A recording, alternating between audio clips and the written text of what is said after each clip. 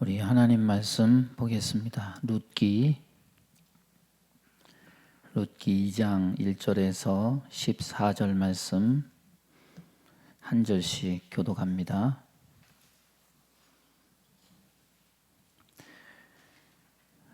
(402쪽입니다) 나오미의 남편 엘리멜렉의 친족으로 유력한 자가 있으니 그의 이름은 보아스더라.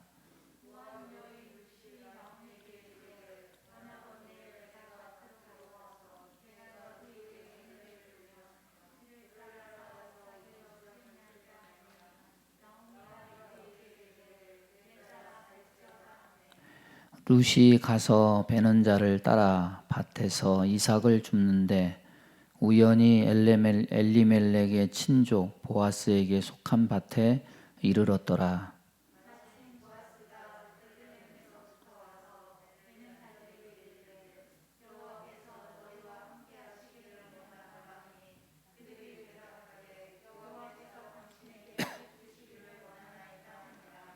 보아스가 베는 자들을 거느린 사환에게 이르되 이는 누구의 소녀냐 하니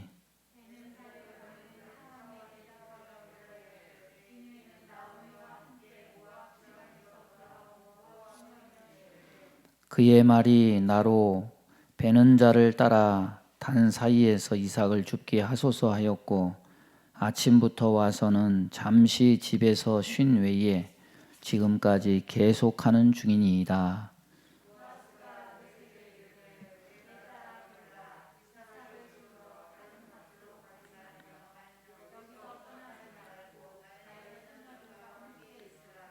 그들이 베는 밭을 보고 그들을 따르라. 내가 그 소년들에게 명령하여 너를 건드리지 말라 하였느니라. 목이 마르거든 그릇에 가서 소년들이 길어온 것을 마실지니라 하는지라.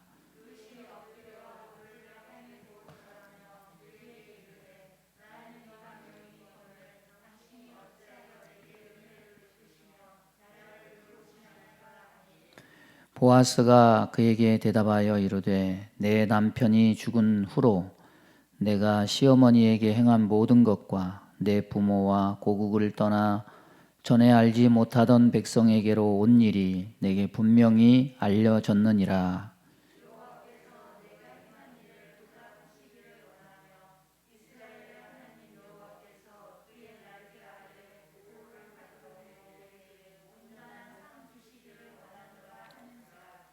룻이 이르되 내 주여 내가 당신께 은혜 입기를 원하나이다. 나는 당신의 하녀 중에 하나와도 같지 못하오나 당신이 이 하녀를 위로하시고 마음을 기쁘게 하는 말씀을 하셨나이다 하니라.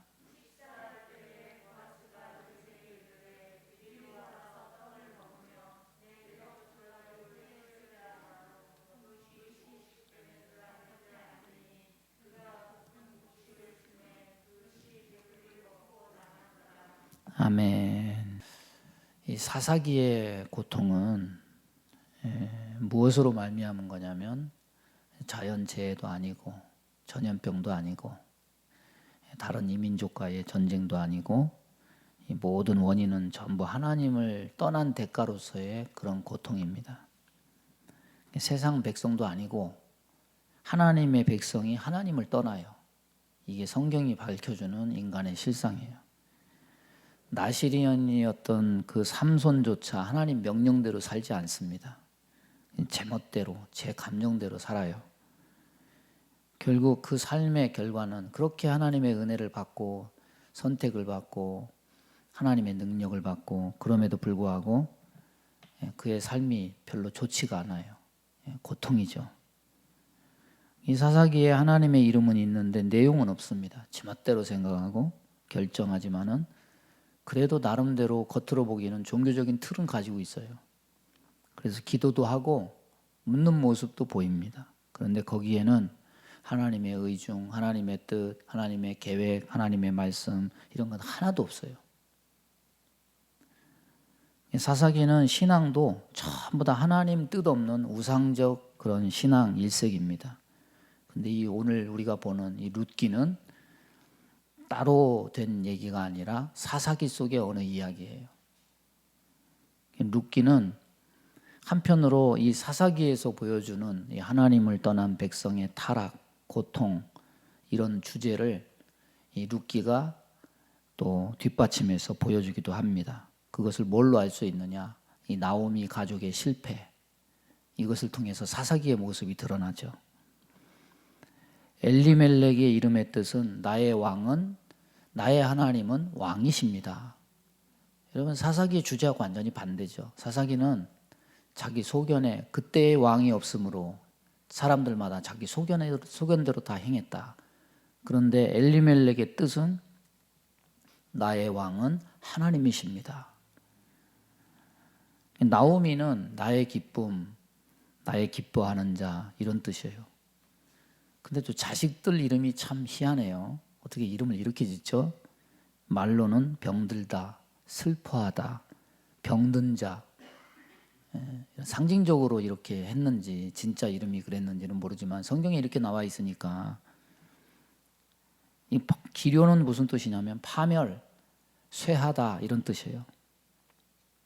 왜 자식들 이름을 이런 저주스러운 뜻으로 지었는지는 알 수 없지만은 이 이름 뜻만 가지고도 우리는 사사기를 연상할 수가 있습니다. 이 사람들이 육신의 일로 말미암아 베들레헴에 흉년이 드니까 모든 재산을 다 팔아버리고 모압 땅으로 가요. 그들의 고향이 베들레헴은 무슨 뜻입니까? 예? 집과 떡이란 뜻이에요. 그러니까 두 단어가 합치면 무슨 뜻입니까? 떡집이죠. 떡집, 빵집, 떡집. 그러니까 이것은 뭘 의미하느냐? 예? 하나님 안에 사는 삶이 곧 풍성한 먹을 것이 있는 양식 있는 삶이다. 예수님이 자신을 뭐라고 얘기합니까? 나는 생명의 떡이다. 성경은 이 떡집, 양식이 있는 참 양식이 뭐냐? 하나님이 주신 것이 참 양식이다. 그분이 예수 그리스도다. 그분이 이 떡집에서 태어난다. 시편 132편 5절 6절 보면은 거기서 벌써 예언을 해요. 여호와의 처소 곧 야곱의 전능자의 성막을 발견하기까지 하리라 하였나이다. 우리가 그것이 에브라다에 있다함을 들었더니, 이 에브라다가 바로 베들레헴이죠. 그래서 베들레헴은 영적인, 하나님이 영적인 양식을 나눠주기 위해서 이미 예언된 그런 장소입니다. 그런데 베들레헴에 살던 나오미 가족이 땅을 버리고 모압으로 떠나서 결국 다 죽게 되고 남자들이 다 죽어요. 다 망하게 되었다는 것. 이것은 사사기를 보여주는 거예요. 사사기에 속한 이 룻의 가정도 결국에는 그 사사기에 처한 현실에서 실패를 맛봐요. 하나님 중심, 교회 중심, 말씀 중심. 우린 이렇게 배웠죠. 성도는 이렇게 살아야 돼요. 그런데 세상 중심, 개인 중심, 욕망 중심, 반드시 망해요. 룻기 서두의 여기까지 이야기는 하나님을 떠난 백성의 실패 이야기, 사사기의 실패와 맥을 같이 해요. 그러나 이거는 서두일 뿐이고, 이야기는 나오미 혼자만 모압 땅에 남았는데 베들레헴에서 풍년 소식을 듣고 다시 돌아오기로 결심하는 데서부터 지금까지 실패의 이야기에서 또 다른 이야기가 전개되는 것이 룻기의 내용이죠. 베들레헴 떡집에 풍년이 들었다. 이 소식을 듣고 다시 돌아가야겠다고 하는 데서부터 이제 하나님이 예비하신 새로운 이야기, 새로운 소망이 여기서 전개됩니다.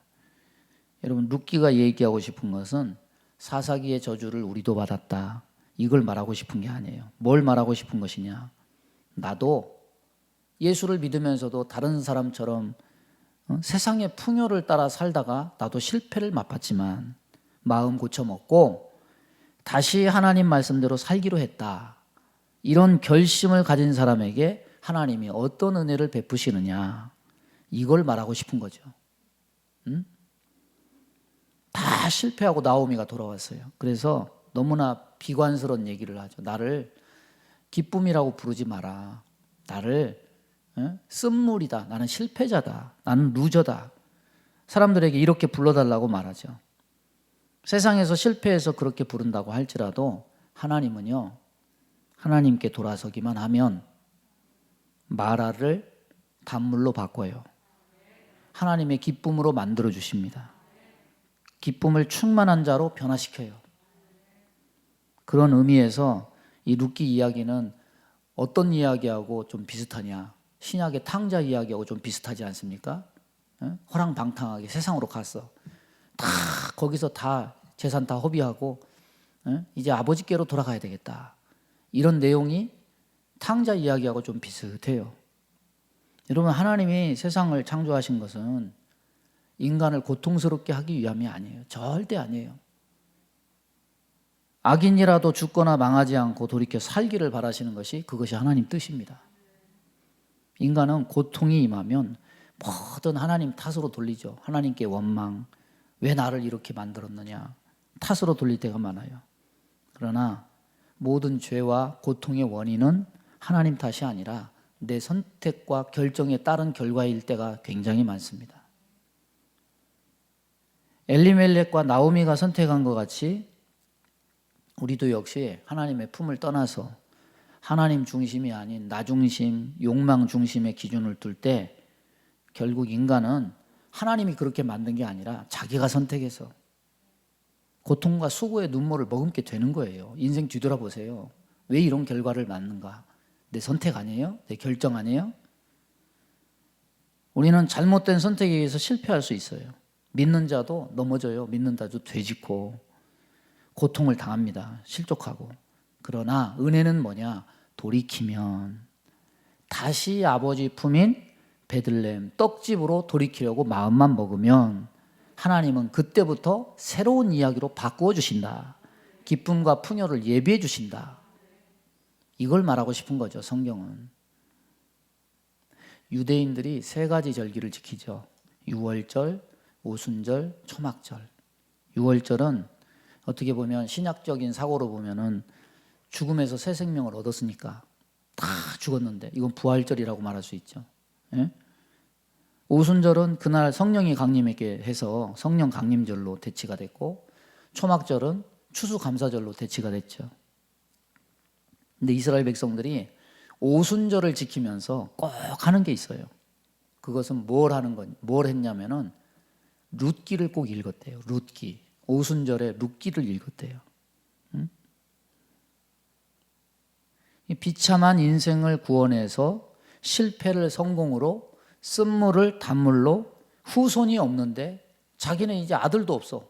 후손을 낳을 수가 없어요. 그런데 후손도 그냥 후손도 아니고 하나님의 아들을 낳는 후손의 열매를 주시고, 이런 종합적인 종합 선물 세트 같은 은혜가 담겨 있는 룻기를 그 오순절날 감사한 마음으로 읽은 거예요.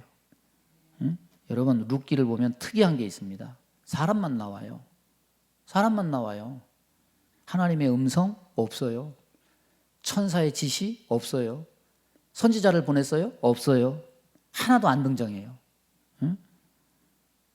그렇다고 해서 하나님이 없다고 해서 룻기가 과부하고 호레비하고 만나서 연애하는 애정소설은 아니에요. 여러분, 이사야에서 보면은 하나님이 뭐라고 말씀하십니까? 나의 길과 너의 길은 다르다. 하늘이 땅에서 높은 같이, 땅보다 높은 같이 너의 생각과 나의 길은 완전히 다르다. 알 길도 없고 측량이 안 돼요. 음성도 없고 천사도 없고 선지자도 없어요. 그런데 여기에는 뭐가 있느냐? 하나님이 보이지 않게 물밑에서 역사해요.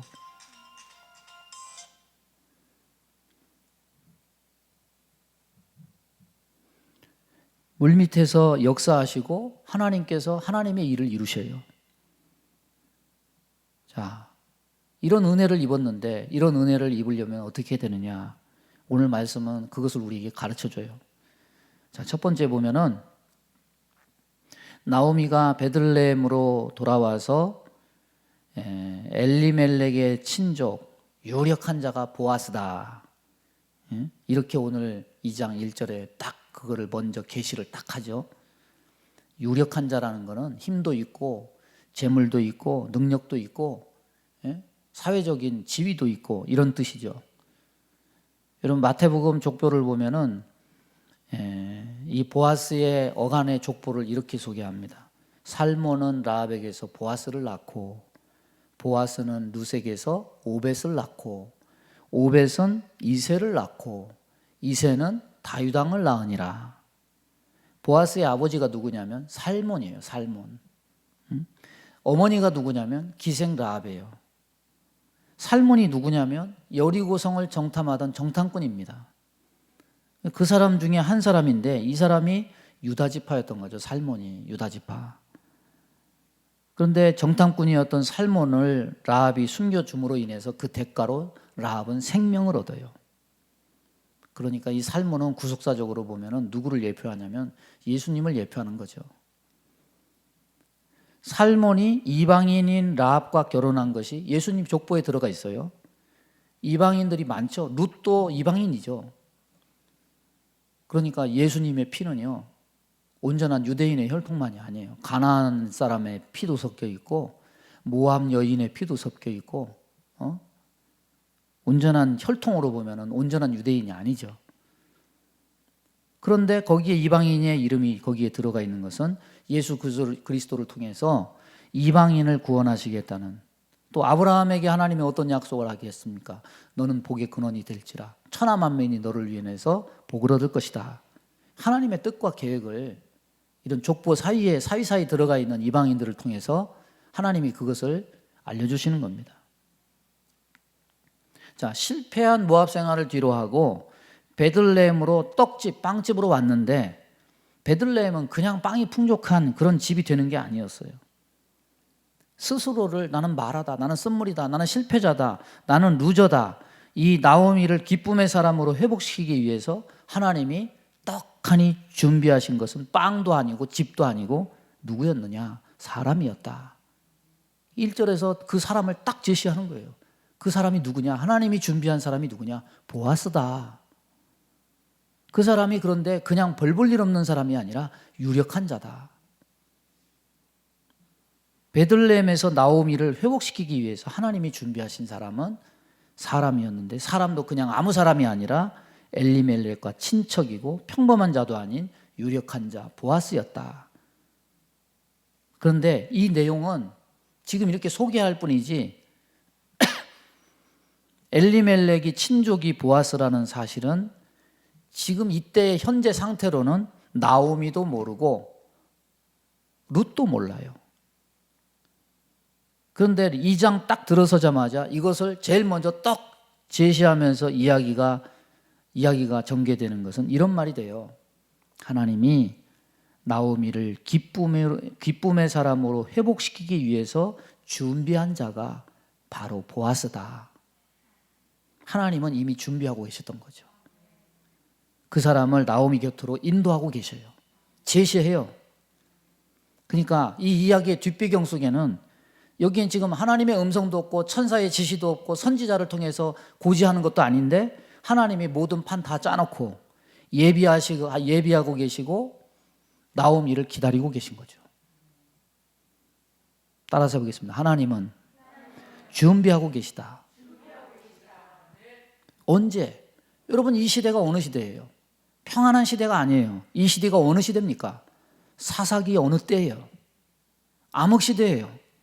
이런 사사기의 암흑 속에 하나님은 준비하고 계셨다.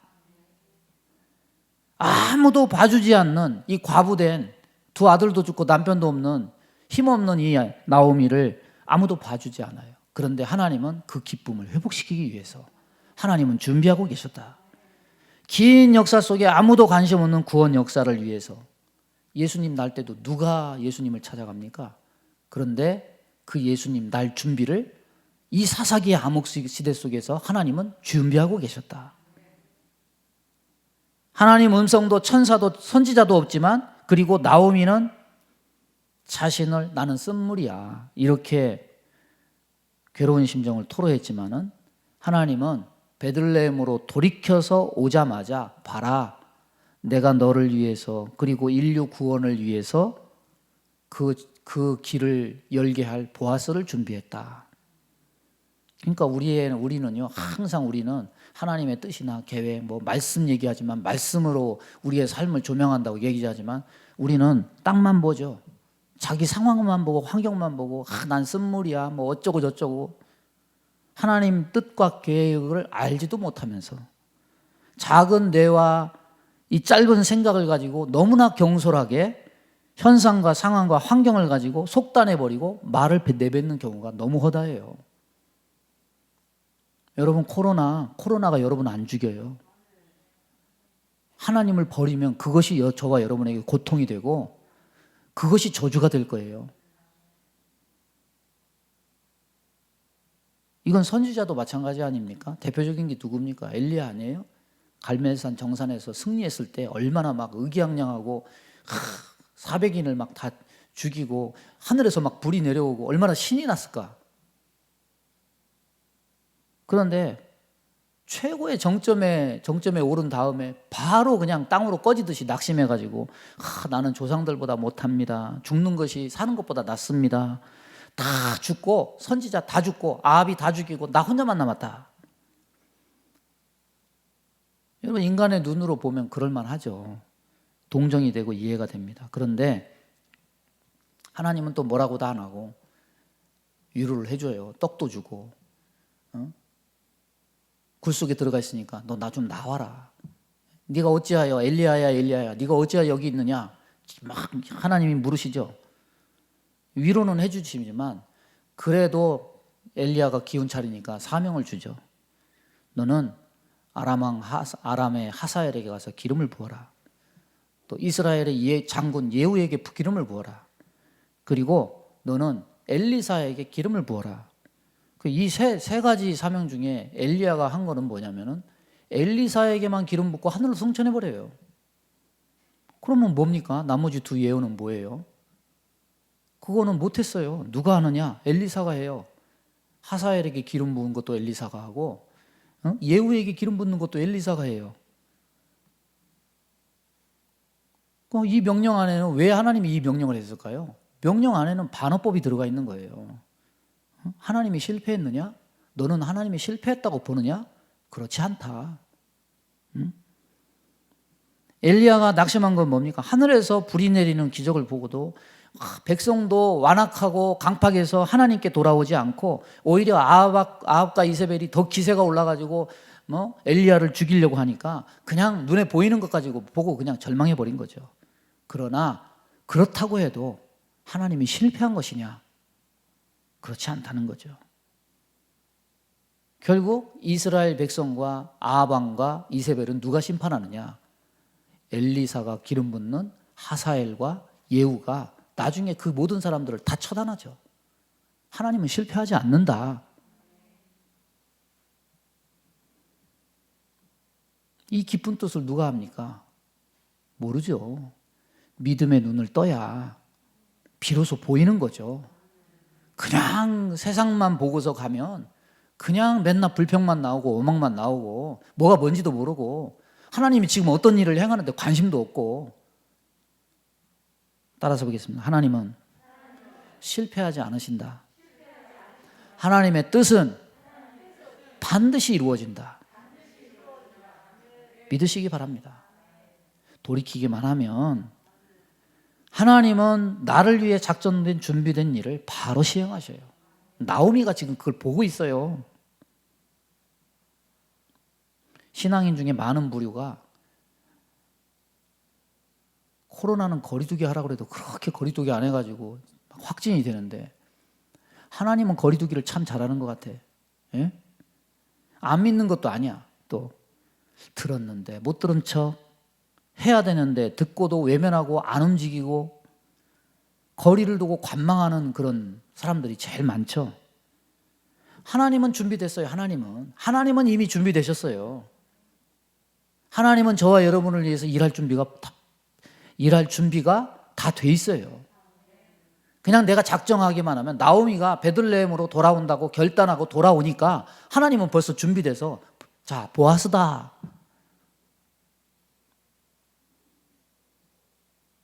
자식 똥기저귀 갈아가지고 그렇게 키워놓고 그러면 자식들이 이제 좀 머리에 좀 뭐가 들면은 이제 지 혼자 잘한 걸로 생각하고 문 걸어 잠그고 부모가 물어보면 대답도 안 하고 그러면 부모 마음이 좀 섭섭하잖아요. 아마도 하나님 아버지도 굉장히 섭섭하실 것 같아요. 응? 여러분, 하나님이 문제입니까? 아니죠. 누가 문제냐? 내가 준비 안 됐으니까 내가 문제인 거예요. 내가 마음만 먹으면 하나님은 준비한 보따리를 우리에서 풀어서 자 봐라. 나오미가 베들레헴으로 나 베들레헴으로 돌아가야 되겠다. 떡집으로 돌아가야 되겠다. 오자마자 하나님이 2장 1절에서 제시하는 거예요. 자 봐라, 내가 너를 위해서 준비했다. 그러니까 환경 보고 상황 보고 하나님을 원망하거나 탓하지 않기를 바랍니다. 준비가 안 된 것은 항상 나예요. 우리의 심령입니다. 우리 모두 믿음의 준비를 해야 돼요. 부정된 것을 버리고 하나님은 실패하지 않아. 하나님의 뜻은 반드시 이루어져. 내가 돌이키기만 하면 하나님은 나를 위해 작정된 일을 예비하실 거야. 믿고 행하는 은혜가 있기를 바랍니다. 이 코로나 시대에도 뭐 전쟁이 있든 기근이 있든 뭐가 있든 믿음으로 사는 자는 승리하는 것을 믿으시기 바랍니다. 두 번째는 롯과 나오미는 과부죠. 가난해요. 재산 다 거기 가서 모압에 가서 다 허랑방탕하게 다 거기서 허비하고 이제 빈털터리로 와서 추수 때에 남의 밭에서 추수하는 것 뒤 고랑 사이를 다니면서 그 떨어진 그 이삭 줍기를 하면서 그것을 살아요. 근데 우연히 보아스 밭에 가서 일꾼들이 작업하는 뒤를 따라다니면서 이삭을 주었는데 이 모습을 누가 봤느냐? 보아스가 본 거죠. 보아스가 보고 다른 밭으로 가지 말고 이곳에서 주우라. 성경도 3절에 보면은 이것을 알고 그런 것이 아니라 우연히 이렇게 말하죠. 우연히. 근데 사람에게는 우연이지만 하나님의 시각에서 보면 하나님이 준비된 것이 실행되고 있는 거예요. 4절 보면 은혜의 말을 나눕니다. 은혜의 말. 보아스가 먼저 말해요. 이삭 줍는 가난한 사람들을 선대하면서 여호와께서 너희와 함께 하기를 원한다. 밭 주인인 보아스가 자기들을 그렇게 마음을 편하게 해주고 눈치도 안 주고 왜 여기서 이렇게 추수하는데 와서 걸리적거리게 말이야. 이렇게 구박도 안 하고 여호와께서 너희들에게 복 주시기를 원한다. 이렇게 말해주니까 얼마나 마음이 편하겠습니까? 그러니까 이 사람들도 감복해가지고 감동이 돼서 여호와께서 당신에게 복 주시기를 원하나이다. 감사의 존경의 표시로 복을 빌어요. 그런데 그냥 단지 은혜는 덕담 수준에서 끝나는 것이 아님을 오늘 이 말씀을 통해서 깨닫게 돼요. 여러분, 나오미가 이미 예비하시고 준비하시는 하나님의 은혜를 맛보게 된 근거는 어디에 기인하느냐? 내가 베들레헴 떡집으로 돌아가야 되겠다. 결단에서 비롯된 거죠. 이 나오미가 하나님의 준비를 맛볼 수 있었던 동기는 그의 돌이킴의 결단이 있었기 때문이에요. 그런데 이제 결정적으로 예비된 은혜를 실제적으로 받는 데 역할을 하는 것은 나오미가 아니에요. 이제는 누가 역할을 하느냐? 룻이 역할을 해요. 그것도 그냥 덕담 수준의 그런 의미에서 은혜를 받은 게 아니에요. 여러분, 이제 보아스가 등장하면서 룻과 여러 가지 얘기를 주고받아요. 보아스가 일단 룻에 대해서 관심을 가지게 되고 그녀를 알게 되는 과정을 보세요. 일단 보아스가 자기 밭에 처음 보는 웬 소녀가 있으니까 관심을 가지고 사환에게 묻습니다. 사환이 대답합니다. 나오미와 함께 이 모압 지방에서 돌아온 모압 소년인데 나에게 이삭을 좀 죽게 해달라고 그렇게 간청을 해서 내가 그렇게 허락을 해줬더니 아침부터 와가지고 잠깐 집에 가서 조금 쉰 다음에 하루 종일 지금까지 저렇게 수고하고 있습니다. 일단 그곳에서의 삶, 룻이 어떤 사람이냐 하는 것을 과거에 어땠고 이런 사람이고 이런 얘기 안 해요. 자기 입으로도 안 하고 남이 입으로 말해줘요. 룻이라는 사람이 어떤 사람이냐? 자기가 나는 이런 사람입니다. 자소서 써가지고 이렇게 뭐 대학에 제출하는 그런 게 아니고, 에? 다른 사람이 사환이 그에게 말해줘요. 무엇을 그의 삶, 무엇을 그렇게 얘기하냐? 그의 삶과 행동을 다른 사람이 얘기해줘요.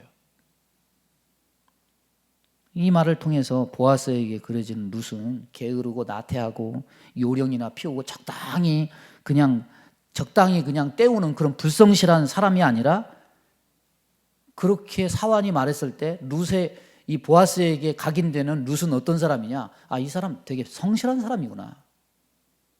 생활 태도가 바른 사람이구나. 여러분, 이삭 줍기는 영적 일은 아니죠. 자기 생계를 책임지는 일이죠. 자기 호구지책 생계에 대해서 매우 성실한 자세로 열심히 끊임없이 행함으로 사환에게 보여줬고, 그의 성실함이 사환의 입을 통해서 보아스에게 그대로 전달돼요. 여러분, 영적 일이든지 육적 일이든지 주어진 일에 성실한 사람이 하나님이 예비하신 은혜를 더 많이 받는 거예요. 삼손은요, 받은 게 많아요. 태생부터 하나님의 선택을 받았고요, 하나님의 능력을 받았고요. 그런데 삼손은 불성실했어요. 결국 자기에게 주어진 하나님의 은혜를 소멸케 하고 결국 하나님이 그 은혜를 걷어가시잖아요. 영적 일이든 육적 일이든 성실해야 됩니다. 그래야 은혜 받을 자격이 있는 거예요. 요나를 보세요. 너 니느웨에 가서 복음을 전하라. 뺀질거리고 도망가잖아요. 물고기 뱃속에서 회개를 했다고 하는데, 회개하는 척만 한 거죠, 사실은. 가가지고 니느웨에 가서 복음을 전하라 했더니 거기서도 불성실하게 건성으로 그냥 해. 근데 결과는 뭐냐? 니느웨 백성이 그 소리 듣고 다 뒤집어져 가지고 다 회개하고 다 금식해요. 나중에는 요나가 막 화를 내잖아요. 내가 저놈의 것들 내가 다 망하는 꼴을 내가 보고야 말 거야. 그래놓고 초막을 짓고서 거기서 성 밖에서 그렇게 있으니 참 하나님이 보시고 너 왜 그러냐? 그러실 것 같아요. 하나님의 은혜가 뭔지 깨닫지 못하는 거죠. 하나님은 성실한 자를 좋아하셔요. 왜? 하나님 자체가 신실하고 진실하고 성실하신 분이기 때문에. 하나님은 자신이 세운 뜻을 한치의 오차도 없이 온전하게 완전하게 성실하게 행하시는 분이에요. 그러니까 어려운 시대 산다고 우리가 불평할 것이 아니라 우리 삶 가운데 우리를 지켜보고 계신 그분을 생각하면서 우리는 매사에 성실한 자세로 살아야 돼요. 요셉이 은혜를 입어요. 왜? 요셉의 삶을 보세요. 거기 원망이 있습니까? 불평이 있습니까? 뭐가 있습니까? 감옥에 있든지 남의 종으로 살든지 최선을 다하고 성실해요. 우리가 영적 일이든 육적 일이든 성실해야 돼요. 믿음도 생활도 최선을 다해야 돼요. 사환이 룻을 소개하는 이 객관적 사실이 보아스의 마음을 흡족하고 기쁘게 해요. 그래서 보아스가 룻에게 전해주는 은혜가 조금씩 더 확대가 됩니다. 8절 보세요. 내 딸아 들으라. 이삭을 주우러 다른 밭으로 가지 말며 여기서 떠나지 말고 나의 소녀들과 함께 있으라. 그들이 베는 밭을 보고 그들을 따르라. 너를 건드리지 말라 하였느니라. 목이 마르거든 그릇에 가서 소년들이 길어온 것을 마실지니라. 더 특혜가 주어져요. 은혜가 주어져요. 은혜가 흘러요. 근데 이 말씀을 이렇게 보니까 은혜 주시기를 원하는 하나님의 부름같이 느껴져요. 이사야에서 뭐라고 말합니까? 모든 목마른 자들아 물로 나오라. 돈 없는 자도 와라. 너희는 와서 사 먹되 돈 없이 값없이 와서 포도주와 젖을 사라. 하나님의 부름. 여러분, 예수님은 뭐라고 말합니까? 수고하고 무거운 짐진 자들아 다 내게로 와라. 내가 너희를 편식게 할 것이다. 요한복음 7장에 보면 누구든지 목마르거든 내게로 와서 마시라. 나를 믿는 자는 성경의 이름같이 그 배에서 생수의 강이 넘쳐날 것이다. 여러분, 하나님은 준비만 하지 않아요. 응? 우리가 하나님께 조금만 인정받고 조금만 반응하고 조금만 성실하게 하나님을 대하면 하나님은 예비하신 은혜들을 보따리들을 하나둘씩 우리에게 풀어서 야, 너 이것도 먹어봐. 너 이것도 마셔봐. 하나님은 은혜의 강물을 우리에게 흘려주신다는 거죠. 하나님께 인정받는 자에게 은혜는 보여지고 흐르게 되고 베풀어져요. 만약에 4절에서 덕담은 잘했어, 너희들이 여호와께 복을 받기를 은혜 받기를 원한다, 그리고 당신에게 복을 받기를 원한다, 그렇게 덕담은 잘했는데 사환이 저 여자 누구냐 그러니까 사환이 와서 아이 저 여자요, 어디 이방에서 왔는데 저 동남아에서 왔다 그러는데 게으르고 나태하고 맨날 빈둥거리기만 하고 우리 일하는데 걸리적거리기만 하고 불편해 죽겠습니다. 좀 사라졌으면 좋겠어요. 만약에 이런 식으로 말했다면 은혜는 물 건너 간 거죠. 응? 뭔 물을 먹으라고 그래요. 그런데 수문을 열면 물이 폭포수처럼 쏟아지는 것처럼 은혜가 계속 열려지고 흘러지고 룻은 계속 은혜를 입는 일이 거기에 이어져요. 룻이 보아스의 호의에 어쩔 줄 몰라 해서 얼굴을 땅에 대고 왜 나는 이방인인데 왜 나에게 이런 은혜를 베푸냐 황공해야죠. 그런데 여기에 그렇게 대화를 주고받는 가운데 점점 또 새로운 사실이 발견이 돼요. 여기 11절 보세요. 11절 보면 내 남편이 죽은 후로 내 시어머니에게 행한 모든 것과 내 부모와 고국을 떠나 전에 알지 못하던 백성에게로 온 일이 내게 분명히 알려졌느니라. 보아스는 사환에게 들어서만 알고 있었던 게 아니에요. 뭘 알고 있느냐? 룻이 그동안 행한 일을 이미 들어서 알고 있어요. 사환이 말해준 것은 자신이 안 사실을 통해서 룻이 정말로 시어머니를 잘 공경하는 효부고 성실한 사람이라는 사실을 뒷받침해주는 그것뿐이었고 그 전부터 롯의 됨됨이를 미리 다 알고 있었다는 거죠.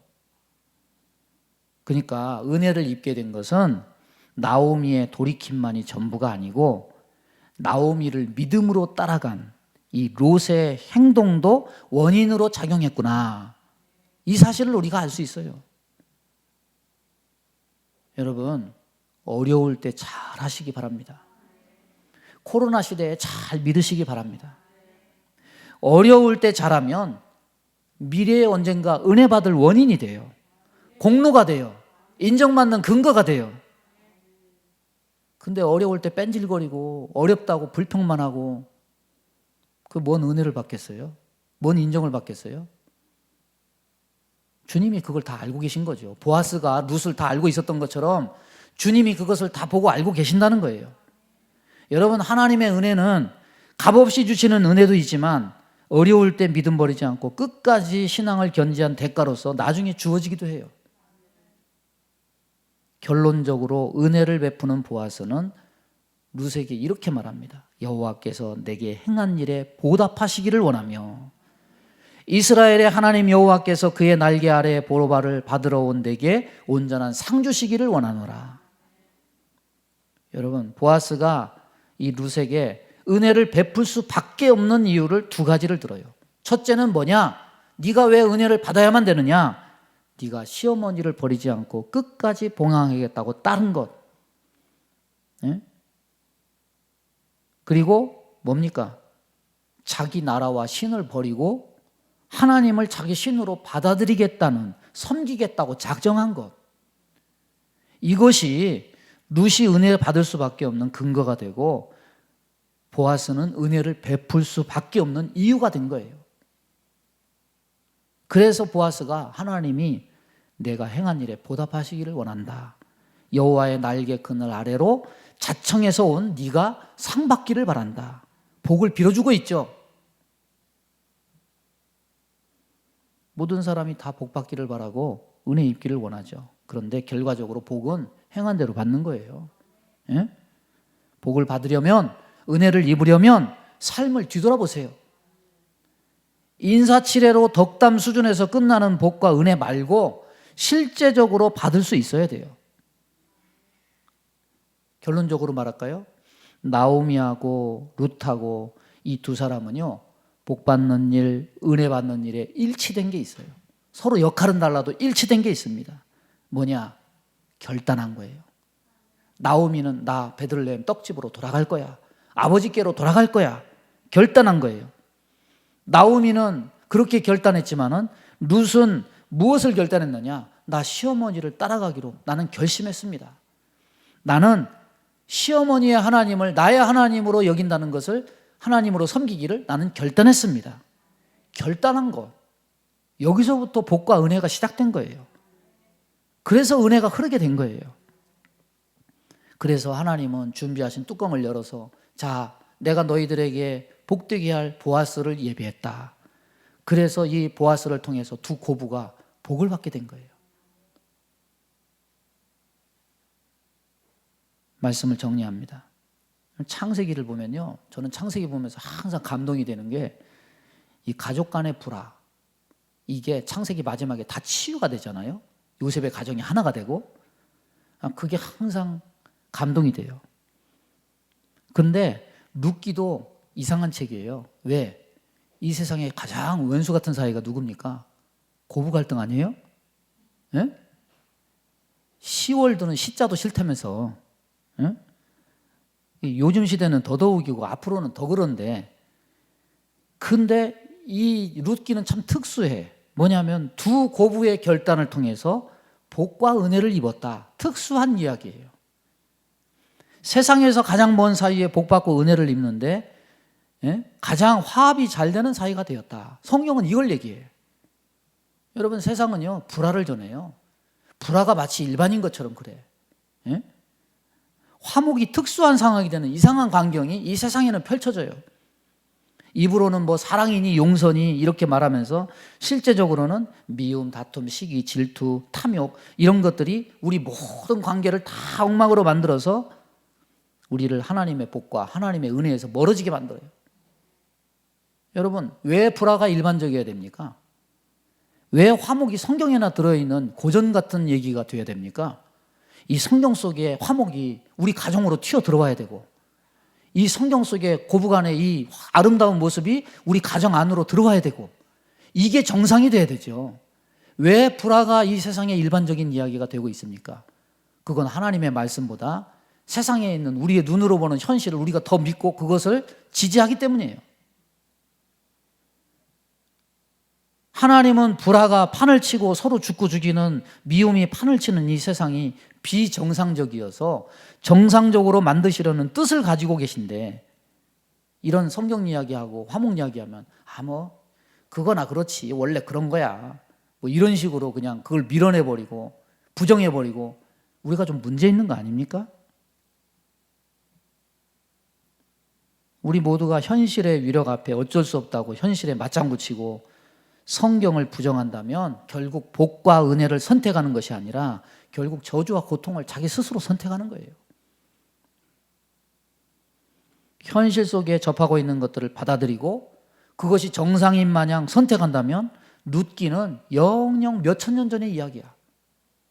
여러분, 이 이야기가 우리 가정 안으로 들어오기를 바랍니다. 이 은혜가 저와 여러분의 가정에 흐르기를 바랍니다.